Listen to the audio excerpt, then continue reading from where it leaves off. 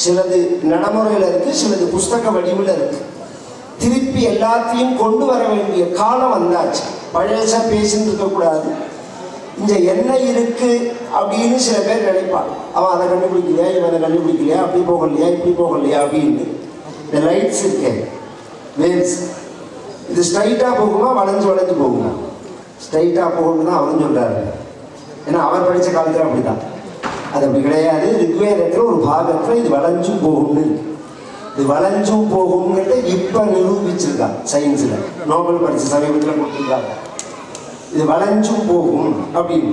இது வளைஞ்சு போகுங்கிறத காமிக்கிறதுக்கு தான் குதிரையை சூரியன். குதிரை இப்படி இப்படி தானே போகும்.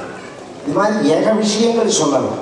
இது மாதிரி கோடி விஷயங்கள் நம் தேசத்தில் புஸ்தகமாகவே அப்படியே இருக்கு.